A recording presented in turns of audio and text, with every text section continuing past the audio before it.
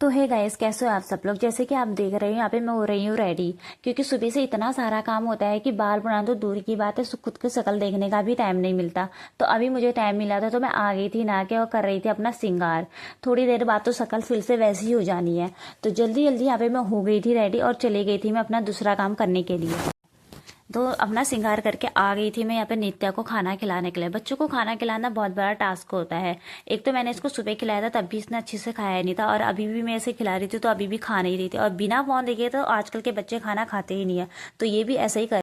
तो अभी मैं आ गई थी कपड़े फोल्ड करने के लिए। पहले इनको धो फिर फोल्ड करो, पूरा दिन भर ये कपड़ों के पीछे लग जाता है। तो अभी भी मैं ला गई थी मैं छत से कपड़े, और अब मैं कर रही हूँ फोल्ड। क्योंकि बाद में या तो मैं भूल जाती हूँ या बाद में इतने सारे कपड़े हो जाते हैं रात को, फिर फोल्ड करना मुश्किल हो जाता है।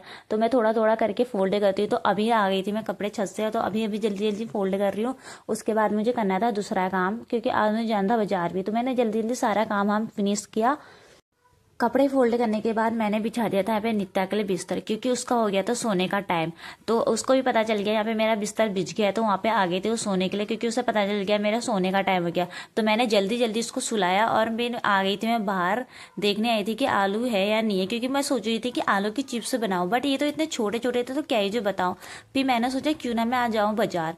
तो उसके बाद हो गई थी मैं रेडी और निकाल ली थी यहाँ पे मैंने स्कूटी और चल दी थी मार्केट। क्योंकि तो सबसे पहले पहुंच गई मैं पार्लर की दुकान में, क्योंकि मुझे यहाँ से बनानी थी आईब्रो। एक महीना हो गया था मैंने आईब्रो नहीं बनाई थी, और ये आईब्रो भी आ जाती मेरी 10-10-15 दिन में। तो यहाँ से आईब्रो बनाने के बाद मैं चले गई सीधे बेकरी की दुकान में, क्योंकि मुझे वहाँ से लेने थे बैलून, टोपी ओपी।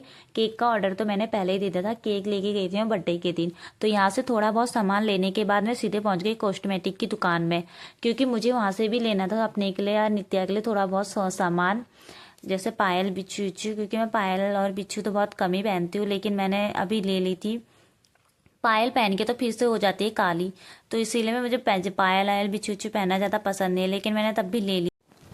फिर सामान वामान लेने के बाद पहुंच गई मैं सीधे घर को। और देखो ये पोटली से सारा सामान वामान निकाल लिया मैं। होली का भी था, बर्थडे का भी था, तो यहाँ से सारा सामान वामान निकाला मैंने।